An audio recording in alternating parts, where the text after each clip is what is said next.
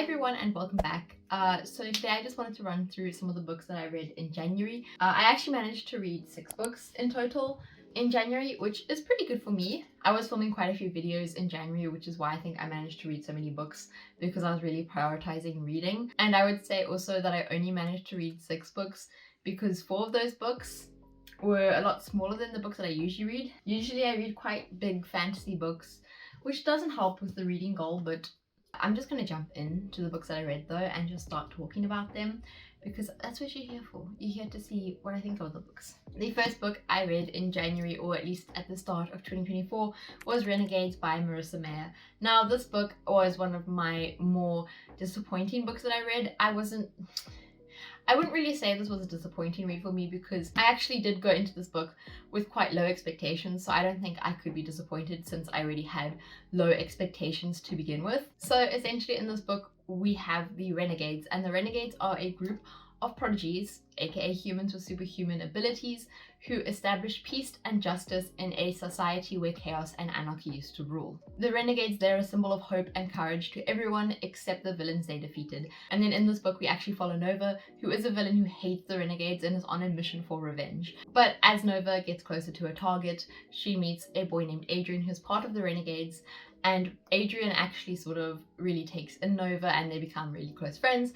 But obviously Nova is tied to the villains and he doesn't know this. This is a YA book and the premise is quite interesting. It's just I'm not one that's big on superheroes, and this book really is like Marvel and DC-esque with the nicknames for the superheroes, the types of powers that these characters have. It's not something that I particularly enjoy reading, especially since it's a YA book. The characters were a bit forgettable, the plot was a bit easy to dissect, there was a big twist at the end of this, which I didn't really enjoy. I don't enjoy these types of twists. They're sort of like my biggest, not ick when it comes to the book, but like an ick. And I just don't like that type of twist. So it was kind of going strong, and then the ending with the twist, I was just like, I don't like these twists. I feel like they're kind of lazy. There was just a lot about this book. I think I eventually ended up giving this book 3 stars, so it didn't really do anything for me. It wasn't horrible. Obviously, since the main character is sort of tied to the group of villains who you could see as the antagonists of the story, she can get a bit frustrating at times because you just want to shake her and say, why don't you just like understand and like let go of this thing, or like deal with this in a healthy manner? Why don't you just go to therapy? But not in a good way. It's not done in a way where you can really understand fully where the character's coming from, whereas like the Poppy War and one of the other books in January sort of does this whole antagonist villain thing really well, or at least like the revenge arc really well. This book has that sort of revenge arc, but it's not really an arc. It just has a character whose goal is revenge, and it's not really handled as interestingly or as well done as some other books do it. It's just one of those books that I think I'm going to forget about in a couple months' time. The next book that I read in January was The Witcher: The Last Wish by Andrzej Sapkowski. So if you don't know what the Witcher series is about, this book follows Geralt, who is a Witcher. Now, Witchers are people with magical abilities that have been enhanced through long training and mysterious elixirs. And now specifically Geralt, he is a very renowned and revered Witcher, and he is basically a really powerful fighter and a very merciless assassin. But Geralt mainly targets monsters or vile people, and that is sort of who we follow in this book as he goes around the world collecting bounties and doing these little missions. So this book specifically in the Witcher series is actually a collection of short stories, but I actually really enjoyed it. I don't read short stories that often, and they just basically follow him as he goes around the world and encounters these sort of odd scenarios or these little plot lines, which are really fun to read. And each short story feels very complete. It feels very well thought out. It doesn't feel like a waste of time. I feel like some short stories, especially when they're short stories focusing on a character from a larger series, they can feel a bit like, why am I reading this? This isn't offering me anything. It's kind of boring. A lot of the short stories in this book are actually inspired or reference fairy tales, but they sort of take a dark twist. It references Rapunzel. We've got a reference to Snow White. One of the stories is based off of Beauty and the Beast. So there is a lot of that in this book, which again, I wasn't expecting. I was thinking it would be a lot more like, it was actually quite easy to read. I really enjoyed reading it, especially the dialogue was written really well. At one point there was one chapter which was just fully dialogue, and it flowed so nicely, and it was just really easy and fun to read. The dialogue was like one of my favorite parts, and this book is very dialogue heavy. The Witcher is sort of renowned for its world building. It's very inspired by Slavic and Eastern folklore and mythology, so there's a lot of that in here. There's a lot of monsters. It's sort of this gothic, eerie sort of feel to it. It's very unsettling sometimes, especially the way the monsters are described. And that's sort of all I wanted to say about this book. I can't remember what I gave it. I gave this book a 4 stars. For what it is, it's a 4-star. I don't think that it really did anything groundbreaking or amazing. I don't think I was like blown away at any point. I did just have a really great time reading it, so it's a 4-star.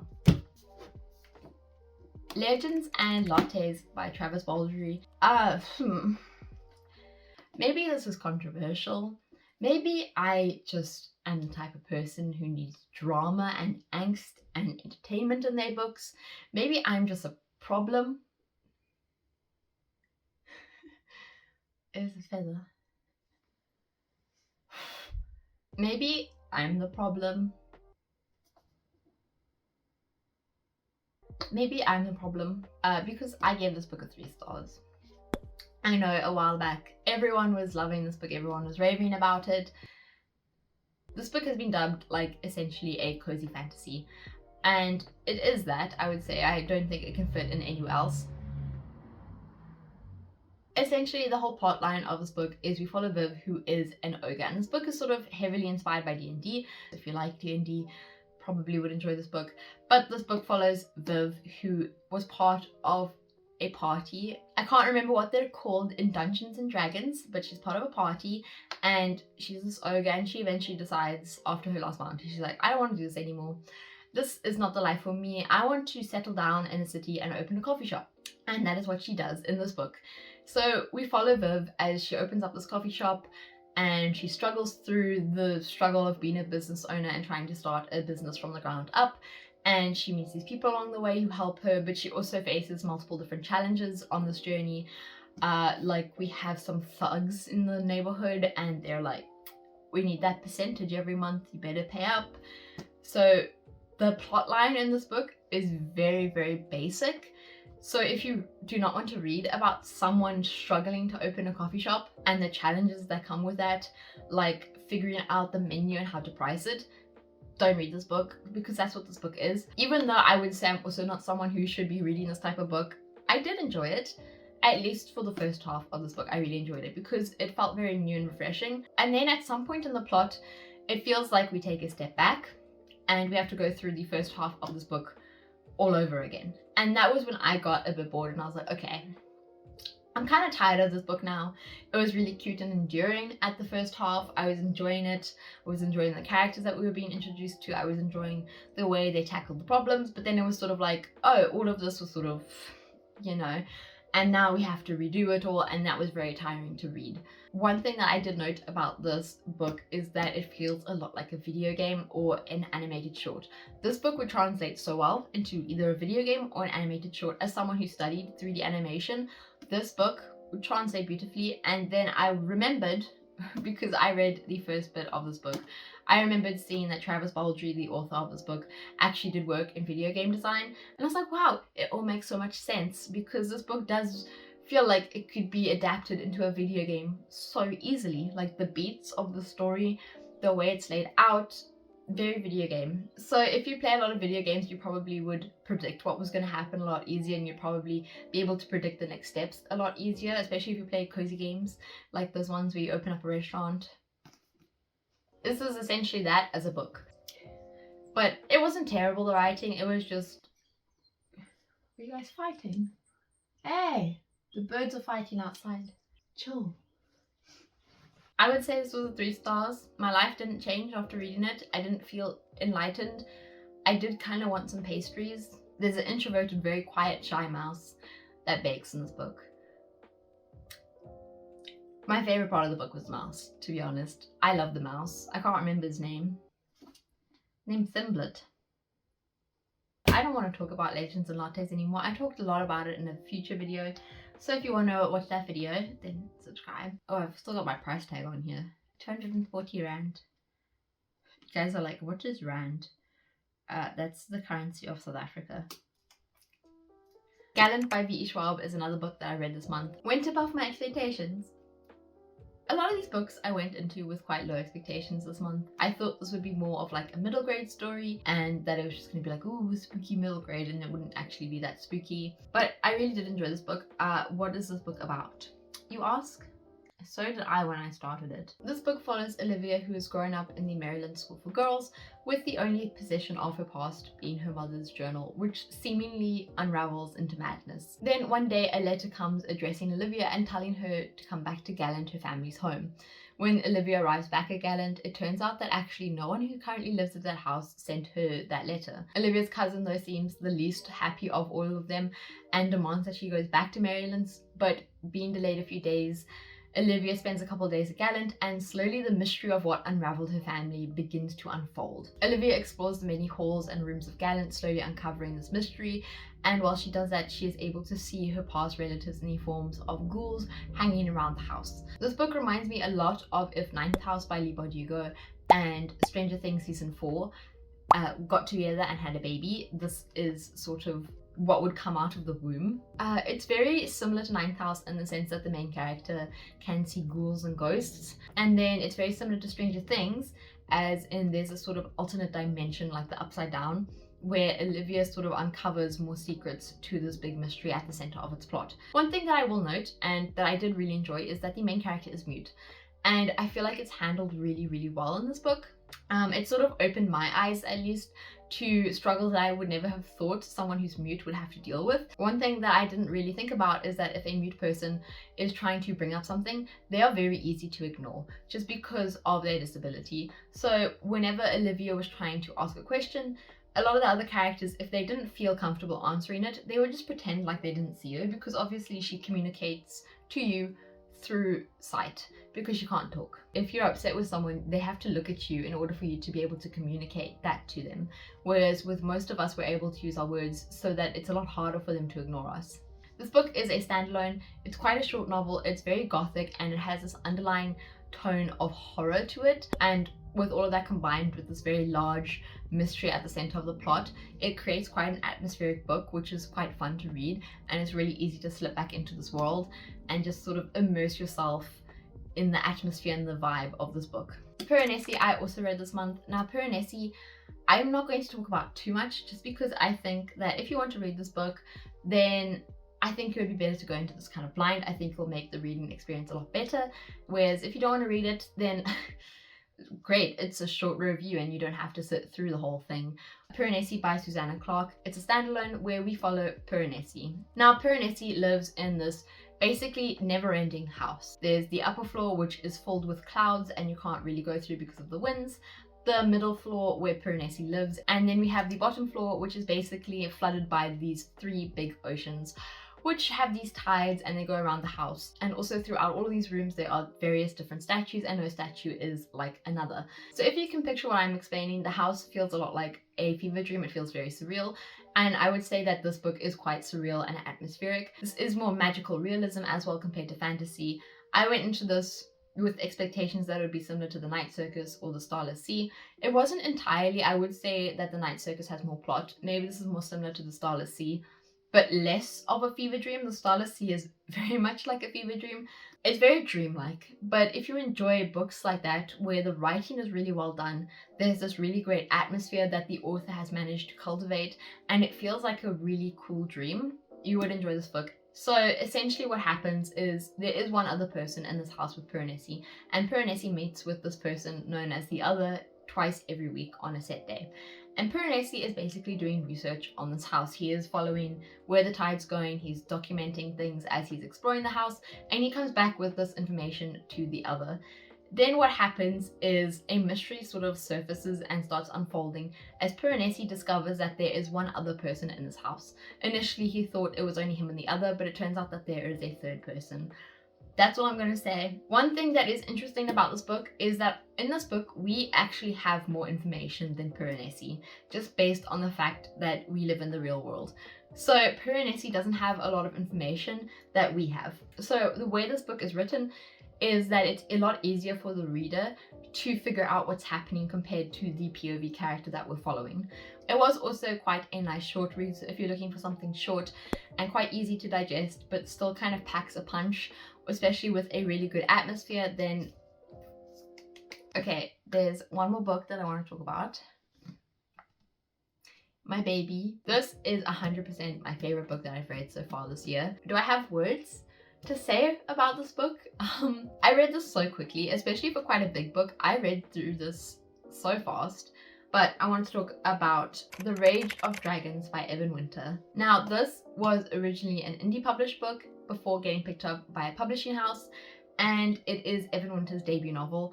And these two things aside, this book is one of the best fantasy books that I have read in such a long time. Especially for a high fantasy, this book really does amazing things, and it is so unique, so well done, so well executed. It just needs a lot more hype than what it's getting. Omehi. Omehi. Okay, Omehi. I'm gonna just say it like that. I don't think that's right. Omehi. The Omehe people have been fighting an unwinnable fight for the last 200 years. Their society has been built around war and only war. That's all these people know. 1 in every 2,000 women are born with the ability to call down dragons, and 1 in every 100 men are born with the ability to transform themselves into bigger, faster, stronger versions of themselves. Everyone else that is not born gifted is basically fodder, born to die and fight in this endless war. And in this book we follow young Tao, who's born without any gifts and who decides that this path is not the one that he wants for his life. His plan is to escape, and the way he plans on doing this is by injuring himself so that he is sent back home so that he can marry and just have a peaceful life.